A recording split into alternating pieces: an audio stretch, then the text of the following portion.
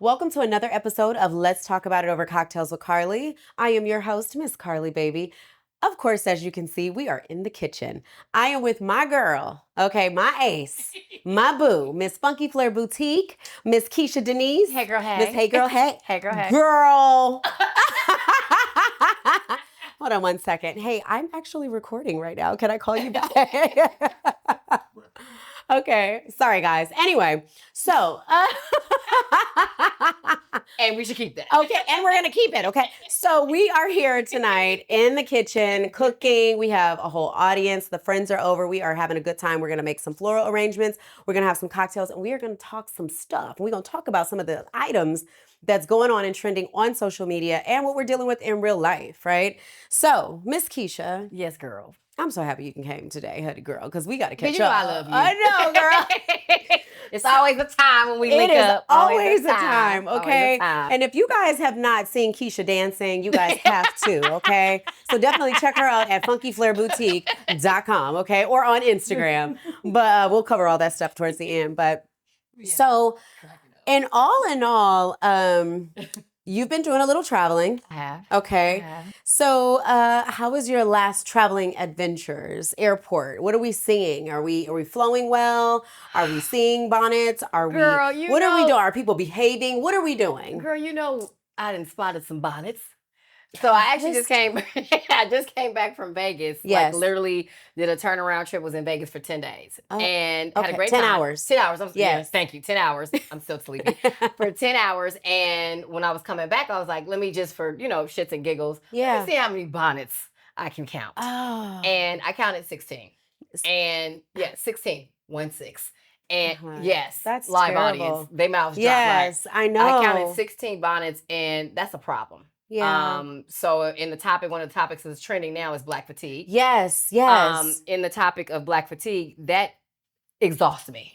I'm fatigued from seeing You're fatigued bonnets. for seeing that. Yeah, and as you know, we've had this conversation before. There's no purpose of the bonnet. A There bonnet isn't. is meant to be in your house as you're going to bed, not Right. to be walking outside with the pajama and the bunny Right. slippers. I hate it. I totally understand. I have actually been seeing other nationalities speak about the black experience, like the black, fatigue, right? They're not calling it that. They're just overly exhausted with the fighting. So I think I sent this to you on Instagram, but there was a woman that was in a store, right? So it was like a TJ Maxx or like a Marshalls, and she had a little person with her, a little baby. I think the kid was probably like 3 or 4 years old. Okay.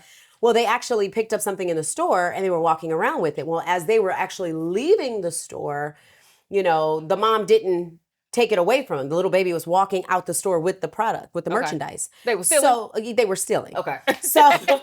because little kids steal on accident too. It is what it is. And so one of the administrators in the store said, "Hey, what are you doing? Your baby has something, you may want to, get it Right. from them or whatnot." And so the lady was like, she started nutting up on the person. What you trying to say? My kid's not taking anything. I could pay for this if I wanted to, and it was almost like it was very innocent. He clearly was very respectful. He told you what it was, and instead of you saying, "Oh, let me just take this from little Brandon," let me just take this away from him and put it back in the store because we Right. didn't buy it, they took it to the next level and started just yelling and throwing things in the store, and it was just like exhaustion where people were just walking away looking. I have seen this time and time on social media. And the problem that I have is I don't want to be looped into those black people. But you wouldn't be looped into those type of black Oh, people. but we are. See, I would disagree. So I hear what black fatigue is, and given the scenario that you just gave, it's not what you do, it's how you do, right? So if she was the lady was accusing of her kid stealing, she could have handled that calmly. Well, I think what happens is that a lot of us, we are always on edge, thinking that they think that we're stealing, and we think that they think that we are going to be ghetto. She could have handled that a different way and then got an attorney involved and sued the hell out of Marshalls or TJ Maxx or whatever. It's not what you do, it's how you do it. So case in point, if that situation was me and I had my godson with me, Yeah. right? Because kids are going to be kids. Right. And he's picking up stuff or whatever, and if said Marshalls, whatever store it was, official came up to me, first and foremost, they're not going to approach me on no bullshit because I look like in my opinion, I look like I'm not going to be on no. Right. Now, can that come out? It's a possibility. But if you come at me calm, right. in turn, I'm going to come at you calm as well. But if you're coming at me aggressive, I can get aggressive too. Right. But for me, it's not going to be on the level of where I'm ready to knock all this shit over. But that's you, Keish. So, and I get it. And you know what? I agree with that. And so this is the thing. But I also think, not to cut you, I think that certain people will test you. You know what I'm saying? Like, real talk. I've seen when you go out. Yeah. Even if you I be cutting up. Well, no, not how you be cutting up. It's about representation. Right. I think that image is everything. And I don't know if that's the fashion in me, but you dress how you need to be addressed. Right. There's no person that's going to come up to you and you are dressed to the nines or you look like you got some good sense and they're going to talk to you crazy because they don't know who you are. Now, if you walking around with the bonnet and you're shuffling through the Marshalls and you look like you ain't got no sense, they're going to come at you because they're going to go ahead and profile you. If you know that being Black, you're getting profiled, not to say that you need to, get in line, but read the room. Well, I think that, quite frankly, I feel like sometimes we struggle with reading the room. Not us, but I do believe, and I'm just going to say it, I do believe there's a separation in class when it comes down to even Black people. I absolutely love being a Black woman. I think nothing in the world is better, than being a Black woman. If I had to choose any woman, it would be a Black woman, right? Day. I would never change who I am. All day. I will say this. Absolutely. It is very disappointing when I see Black women cutting up in public about little things. Like even, I fly a lot, even on the airplane, having attitudes and so it's not all Black women, but it is, this is a part of the Black fatigue, right? That we're all experiencing. I went to the store yesterday and the cashier, I know, right? So gorgeous. So it's beautiful. We're gonna charge for this. Right. But the lady, she just didn't speak to me. Like the cashier at all. Was she Black? Yes. So the Black cashier did not speak to you, a Black woman. Yes. And I was like, hello. She didn't say anything. And then I purposefully said, okay, let me just the person behind me was another ethnicity. And she was like, hello. And so I was just like, so what's that? I don't know if that's even something that we can pinpoint that is a thing, right? But I don't do that to anybody. So what I'm about to say might sound really shallow. Was the cashier, was she cute? Was she attractive? Be honest. I mean, she looked like, hey, I'm just going to work and this is what it is. Was she a cute girl? I think she was cute. Okay. She was a nice lady. Not a nice lady. I think she was a nice looking lady. So it's interesting that you're saying that because I think that Black women, I love us. I do.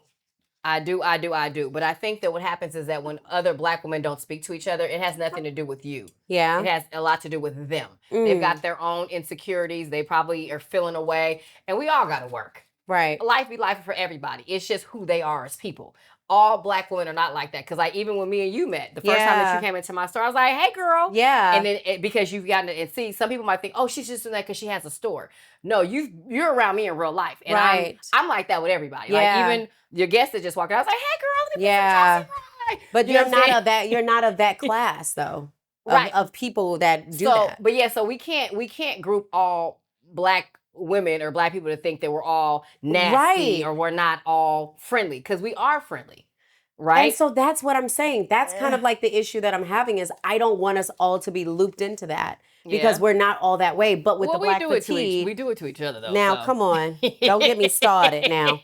So, but I just think that moving forward, treat each individual in each situation as it comes. You know what I'm saying? Yeah. And if you happen to get that good interaction with somebody, that's actually a blessing. That should be the highlight of your day. I agree. What I mean? And I don't do that to other sisters. Like, I love uplifting us and, so it is what it is. But we've got to, like, the whole twerking on the cars, the throwing things in stores, the stealing, the boosting, the boosting, the scamming ass, all of that stuff.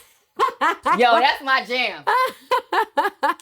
It's like there's a time and place for it, right? True. And I twerk. I have a good time. But that's the thing. Like the people that we see twerking on the cars on Instagram, they're not our age. But these people are young people, classify right? Well, are they? Not always. They be our age? Sometimes. Really? So what happens is all of that. Conversation. So all of that is looped in. All of that is looped in together, and it's like black people or black women or black men. And just like they categorize black men as whatever the perception may be or whatever's trending on social media. And so it's really unfortunate because we are some of the only people that are classified that way. But I also believe that we kind of fall in, we run face first into it.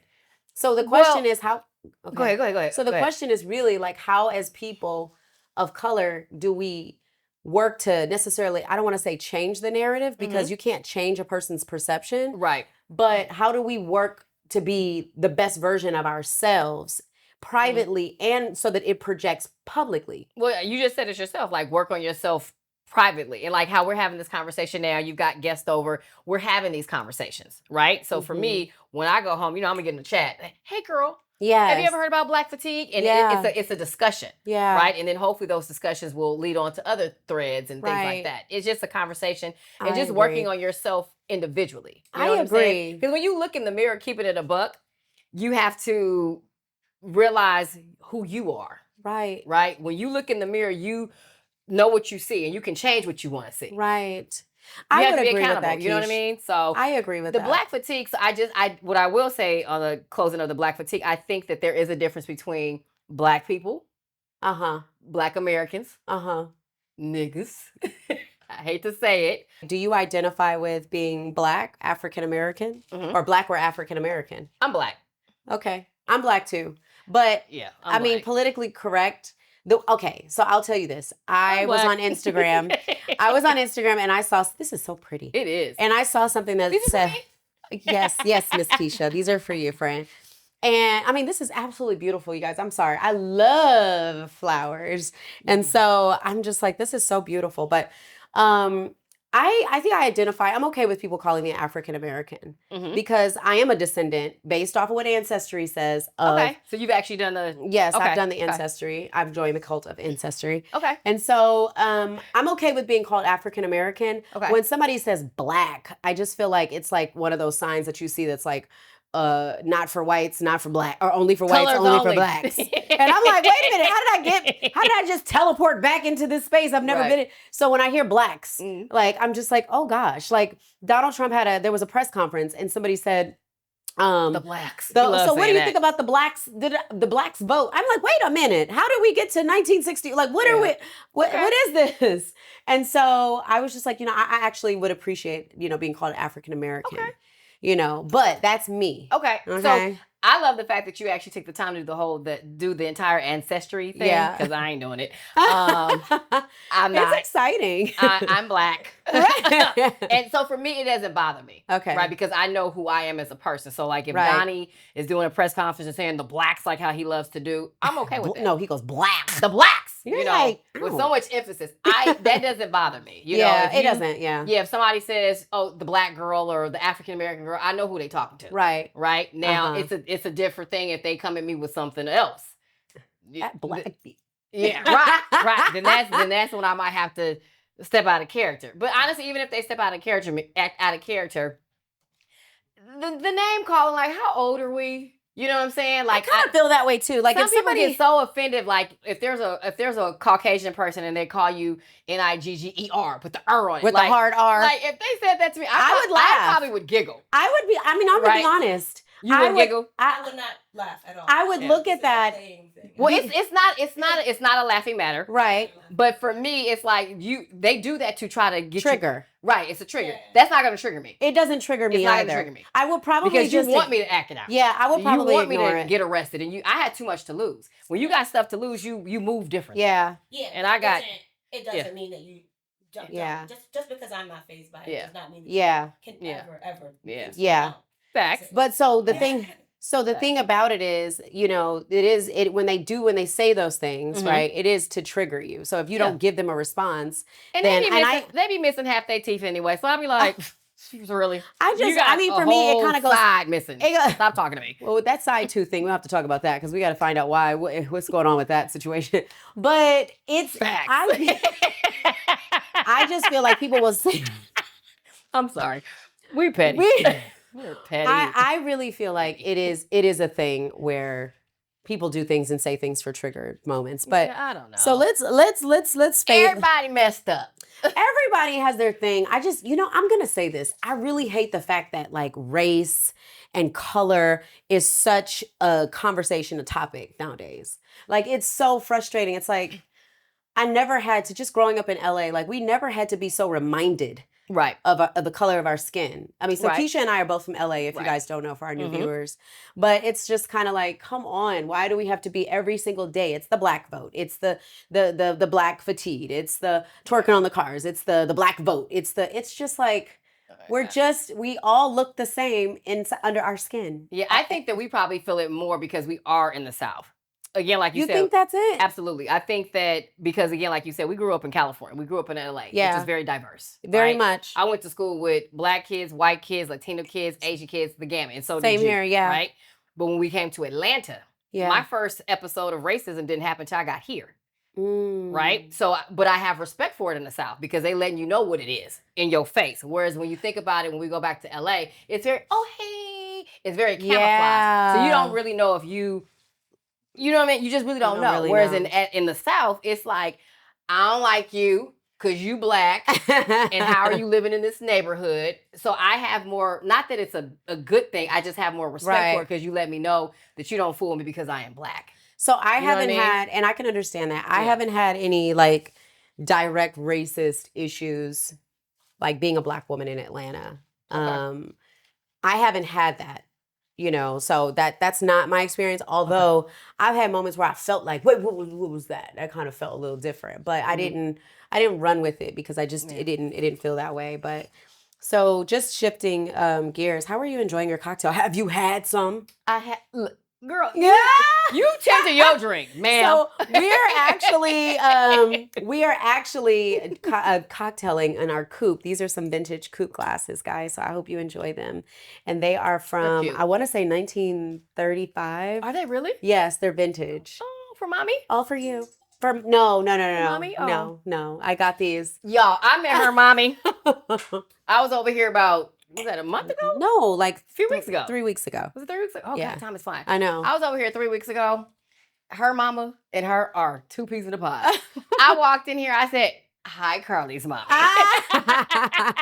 I thought these came from mommy's house. I was like, oh, no. I've got some other really cool things. In fact, there's a picture in the back, and you can't see it, but it's an oil painting. It's about 43 years old. Nice. And so my mom so my mother used to have oil painting parties at her house. Oh, that's dope. And so I can see that. That's one of the oil paintings that she like let me have, which she doesn't let me have any of her like vintage stuff. So I'm really thankful for that. I'm putting it in the kitchen. So tell me this. Do you think the dating pool has changed since do you feel like it's changing as we get older? Absolutely. And want like committed relationships? I think relationships have changed, period. I think that because for me, I'm 48, right? Everybody in this room is 40 plus. Fair enough? Yeah. I think that what you're wanting in a mate will change because you're different than you were when you were 30. You know what I mean? A lot of the men that I may come in contact with now, they're divorced. Right. So do they want to get married again? I've never been married. I'm still debating if I want to be married or not. Yeah. But the thing is that it does change. Like for me, I've been technically single. I'm single until I get married. Right? Correct. Right? Would I might have a boo. I might not. Because y'all be nosy. Don't be in my business. But the thing is that what it is that I want is different from what I wanted even 5 years ago. And dating is different. You know what I'm saying? I'm older. I have acquired some things. I have a certain routine. And if that person or my partner can't mesh with what I got going on, I'm not really dating you. So tell me this, do you think it's harder for you based off of you changing? Do you think that, and as you've evolved and as the dating pool has evolved, do you feel like it's harder to find a mate? No. So I wish Skinny would walk in on this topic. I think that dating is not hard. I think that, because Skinny made a comment earlier that women, y'all got it hard. Y'all don't really have nothing to choose from. And I was like, no, we have a lot of options. I was like, we have options. I think I've said this once before. We have so many conversations offline. I think that there's just enough. I mean, of course, there's more women in the world. Let's be clear. That's black, white. It's just more women in the world. However, women are liking the same type of man, right? Nobody is checking for the landscaper. Nobody's checking for the postal. My friend's engaged to a landscaper. That's awesome because he's getting all the bread right now. Hello? Yeah, I know the landscaper gets my bread. Yeah, so no one's really checking for the landscaper. No one's checking for the postmaster. No one's checking for the blue-collar worker. Most women want to date the man is super duper fine, or he's in the NBA, or he's something where he's making a lot of money. Yeah. It's on paper, it looks great. But what's his character like? So there are good men out here. It's just all about what it is that you want and where you are in your life. So for me, dating is not hard. And all the women that I know that are still single, dating is not hard for them. And it's all about positioning. You know what I mean? Yeah. Where are you going to meet said men? You know, yes, you can go to the sports bar, but what kind of sports bar are you going to? Are you going off Old National? Because you're going to... Or are you going to Buckhead? And then if you got to go, you have to just be mindful and use discernment in anything that you do. I mean, you got to boo. So we can't even have this conversation with you. Well, so let's talk about it. So, Delvin, you tell me what has been your experience? Ben Hollis. He's using an alias, y'all. He over there using an alias. I think that I can only from my personal experience. And y'all, Ben Hollis is a cutie patootie too. Go ahead. He got some pants on. He over there blushing. Go ahead. My personal experience has been tough, but I think that really. I also think that like when you do self-reflection, right? Like you mentioned, for me at my age and being divorced, I think that I'm afraid of making mistakes now, right? Mm-hmm. After a divorce, I'm afraid of choosing incorrectly, right? So I think that when I'm being honest with myself and having a conversation with myself, I think that I discard possibilities way too fast because I'm afraid of making the wrong choice. But you're human. Right. And I'm human. It's a process. So I feel like as much work as I've done, I need to do more work. Right. But I think that in my circle of male friends that are in my age group, I think that most of them are at a position right now where they're looking for their relationships. They're done with they're done with rosters. They're done with playing. They're done with Yeah. You know, they're done with all the And how the old stuff. are you? How old are you? 54. 54. So they're done. Look good. So we're done. We're done with all the playing. We've got a love connection. Is that a yes? Is that a yes? Great. That's family right there. That's family. And he's moving to Japan, so. So he says. Well, I will tell you that I appreciate you sharing that because we are definitely going to speak more about that. Hopefully, one day you will get behind the camera. That's a very mature answer. It is a very mature answer. Yeah, and so, hopefully, one day you get behind the camera. He ain't. So that we can have more of this conversation. You're over there turning red. But I will tell you, you really are. You're getting very shy. Yeah. So without further ado, guys, like I appreciate you guys watching. It was great. We had some conversations. We made some floral arrangements. We are getting ready to eat. Okay. We have collard greens, cornbread, fish, macaroni and cheese. Okay, so listen, y'all. We had a set time to come over here. Okay. I came over here not hungry, hangry, right? So I was late today because I thought the cameraman was gonna be late. So that was the funny part. We setting up, and then Carly's like, "No, we're gonna shoot first, girl. You better give me a leg or something." She's like, "Have some grapes. I want them goddamn grapes. Feed me." So since this is a wrap, we about to eat good. Oh Goodbye. my gosh! Yes.